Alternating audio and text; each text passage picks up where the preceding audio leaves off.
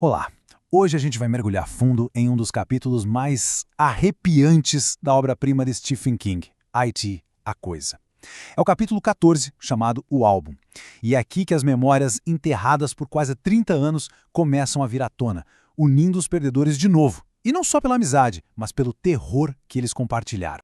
Vamos nos situar. Estamos em 1985. Um pacto de sangue feito lá na infância força o clube dos perdedores, que agora são adultos, a voltar para o inferno particular deles, a cidade de Derry. 7 juraram voltar, certo? Mas ali, na mesa da biblioteca, só 6 aparecem. A cadeira vazia de Stan Uris é como um grito silencioso, um presságio de que a batalha já fez sua primeira vítima, antes mesmo de começar. E no meio daqueles rostos marcados pelo tempo, pela estranheza de quase 30 anos de silêncio, uma verdade improvável surge nas palavras do Ben Hanscom. O amor entre eles não morreu. E o Mike Hanlon, que é o guardião das memórias de todos, sabe que esse laço é mais do que raro. É a única arma que eles têm contra o mal que está despertando de novo debaixo da cidade. E é assim que a noite começa. Naquele silêncio quase sagrado da biblioteca pública de Derry, eles erguem um brinde. As vozes, que antes pareciam de estranhos, agora tentam preencher as lacunas de 27 anos. A atmosfera é uma mistura, sabe? De nostalgia, estranheza e um calorzinho bom de um reencontro que parecia impossível. Cada um deles leva uma bebida, um pequeno reflexo de quem eles se tornaram. Mas quem quebra o gelo de verdade é o Ed Kasprak. Ele chega com gin e suco de ameixa. Imagina a cena. Diante dos olhares de "o que é isso?", ele se defende dizendo que é muito saudável. E então acontece. A gargalhada. Começa com hit, claro, e logo contagia todo mundo. É um som puro, genuíno, que preenche o silêncio da biblioteca, provando que por baixo das rugas e dos anos, eles ainda são os mesmos perdedores.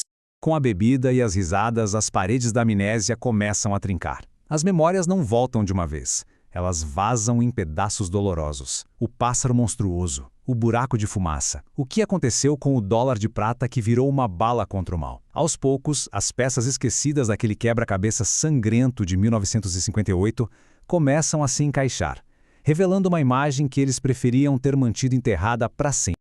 A conversa flui, aquecida pela bebida, pelas lembranças. Mike Hanlon se levanta para buscar mais cerveja, uma coisa super normal em qualquer outro lugar do mundo. Só que em Derry, não existem atos normais. A porta que ele abre não leva só a uma sala de arquivos. Leva a um pesadelo congelado que vai estilhaçar a paz frágil daquela noite. A luz fluorescente pisca, revelando uma sala empoeirada. Mike abre a porta da geladeirinha e o ar gelado que bate nele não vem do motor. Dezenas de balões, nas cores do time de beisebol de Derry, flutuam para fora num silêncio surreal. Um grito se forma na garganta dele, mas morre antes de nascer, sufocado pelo horror que se revela por trás daquele buquê macabro. Na prateleira de arame, bem do lado das cervejas, está a cabeça decapitada de Stan Uris. Mas não o Stan homem, de 38 anos, o Stan menino, de 11. A boca está escancarada não num grito, mas recheada com as penas escuras daquele pássaro que assombrou a infância de Mike. E aí o impossível acontece. Os olhos da cabeça se abrem, revelando aquele brilho prateado e morto de Pennywise. Com a voz do Stan, mas com toda a maldade da coisa, a cabeça zomba do Mike. Diz que, sem o 7º membro, eles estão condenados. É uma guerra psicológica e a arma é a culpa. A provocação final, sobre esquecer como virar os gritos de cabeça para baixo, é um golpe cruel na inocência que eles perderam. A cabeça rola da prateleira, cai com um baque úmido no chão e desaparece num estalo, deixando para trás só balões murchos com mensagens de ódio.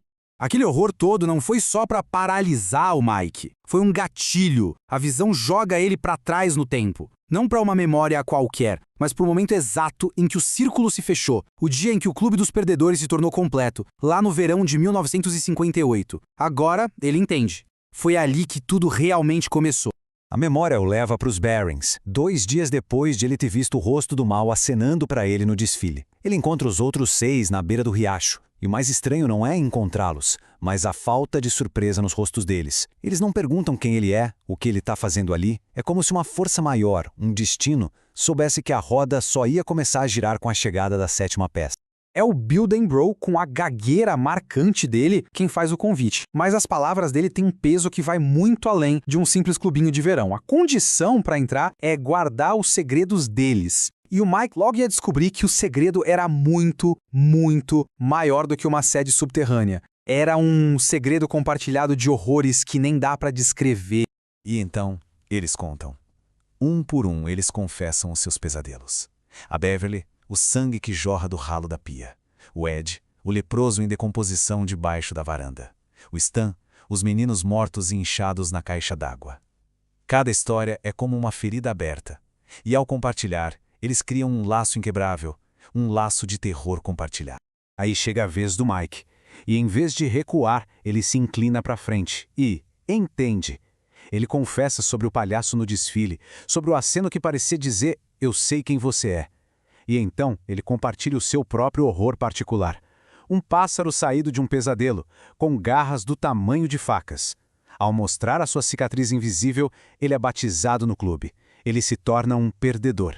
Para provar sua história sobre o palhaço, o Mike volta dias depois com um velho álbum de fotos do pai, que é praticamente uma crônica da história de Derry. Mal sabe ele que não está carregando só fotos, mas uma prova viva de quão antigo e persistente é o mal naquela cidade. O álbum pesado passa de mão em mão, e o que eles veem ali gela o sangue. Numa gravura do século XVIII, um malabarista careca tem o sorriso faminto de Pennywise. Num cartão antigo de 1856, a mesma cara os encara de um terno xadrez. Ele tá lá, em recortes de jornal amarelados, na inauguração da siderúrgica, brindando ao fim da lei seca e por fim marchando num desfile de 1945. A coisa não é uma novidade. Ela é parte da fundação podre de Derry. E então, enquanto os 7 perdedores se debruçam sobre a última foto, a do desfile de 1945, o impensável acontece. A imagem granulada perde os pontinhos e ganha profundidade. Vira uma janela. Eles conseguem ouvir a música da banda, a vibração da multidão. O passado não tá mais preso no papel, ele tá vazando pro presente deles. O palhaço na foto se vira. Ele pula de um carro alegórico para um poste, correndo na direção deles com uma agilidade de predador. O rosto dele se pressiona contra o plástico que protege a foto. O plástico estufa, o nariz vermelho se achata contra ele e uma voz estridente, uma mistura de riso e ódio, grita sua promessa através do tempo. A imagem do palhaço então começa a se transformar num show de horrores particular para cada um. Pro Rich, ele vira o lobisomem adolescente. Pro Ed, o leproso. Pro Ben, a múmia. Pro Stan, os garotos mortos da caixa d'água. É um ataque cirúrgico, uma demonstração de poder feita para quebrar a mente de cada um deles. E o ataque quase funciona. O pânico explode. Stan Uris, o mais lógico e talvez o mais frágil deles, arranca o álbum das mãos do Bill e o fecha com um baque surdo, como se fechar os olhos pudesse apagar o monstro. É o momento em que o grupo quase se despedaça por completo. O Stan começa a negar, num mantra desesperado. Não, eu não vi nada. Mas o Bill, com aquela intuição de líder, percebe na hora que a negação é o veneno que pode matá-los. Ele segura Stan, o força a encará-lo e declara a verdade. Sim, todos nós vimos. E ele exige que cada um confirme, um por um, transformando aquele sussurro de negação em um coro de aceitação.